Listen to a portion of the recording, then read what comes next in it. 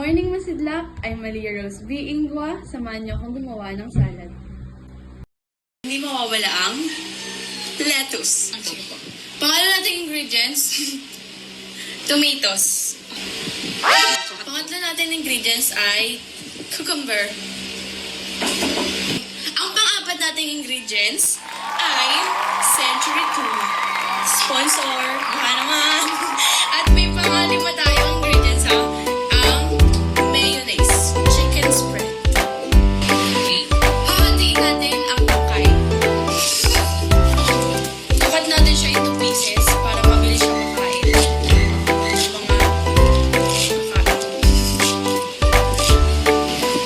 So pagtapos natin siya na-cut, ilalagay natin siya sa malaking bowl.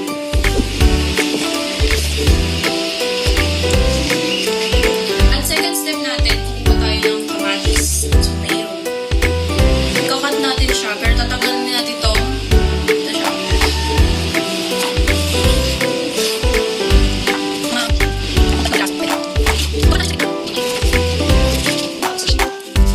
Itukat natin siya, into pieces, then nalagay siya, para mabilis siya makain. May napakalang gano'n maliit, gano'n malaki. Basta maliliit.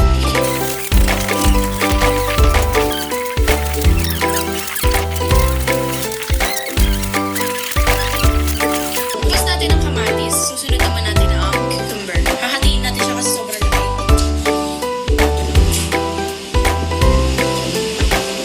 So, babalatan natin siya. Tatanggalin yung mga to. Siyempre, matigas yan. Tapos, babalatan natin. Hindi actually balatan kasi parang...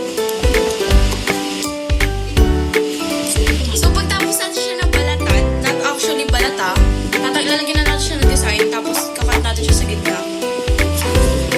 Then, tatanggalin niyo yung seed. Pwede niyo naman siya ilagay, pero para sa amin kasi, ayaw namin yung seed. Pero kinakain siya.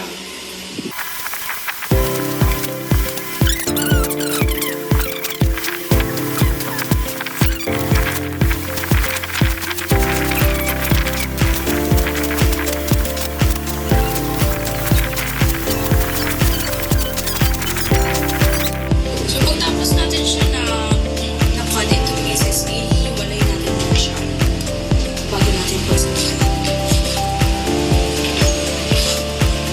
So, ang next step is put siya sa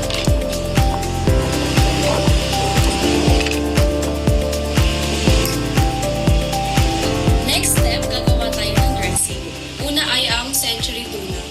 Sasalain natin yung sabaw ng century tuna. Wait. Take two. So, sasalain natin.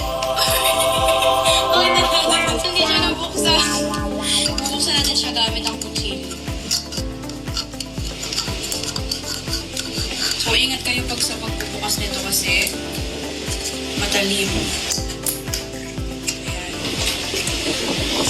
So, pagkatapos natin siya nabuksan, isasalain na natin siya.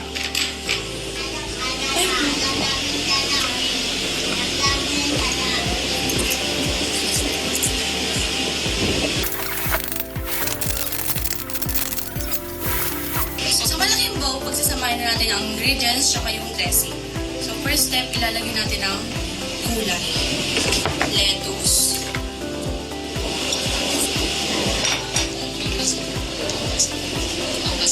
So, itong mga ingredients natin is nahugasan na. Kaya dapat pinapakaugas na siya para iwas virus.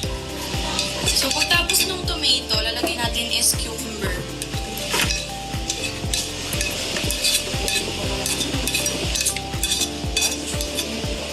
Pagtapos natin siya nalagay yung mga ingredients, lalagay na natin yung tuna.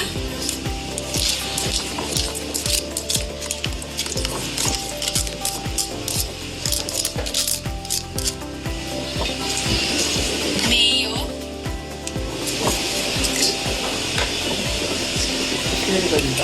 Lagyan siya ng tomato.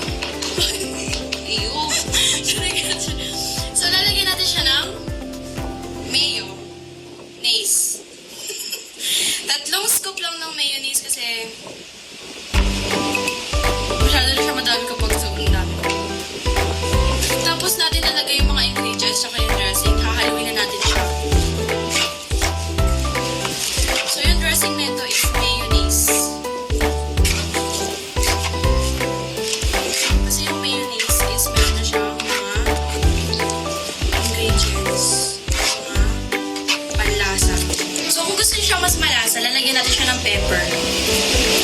no?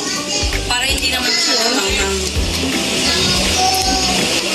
Tingnan natin siya, pero depende pa rin sa taste nyo kung gusto nyo siya dagdagan ng mayonnaise para sa pampalasa.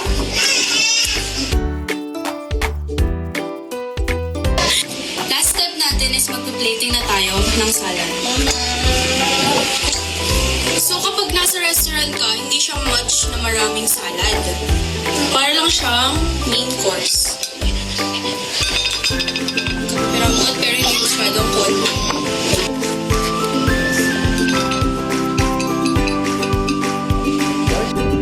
Ito na ang ating salad. Siyempre, kung gumawa ako titikim. Inggitin ko muna kayo.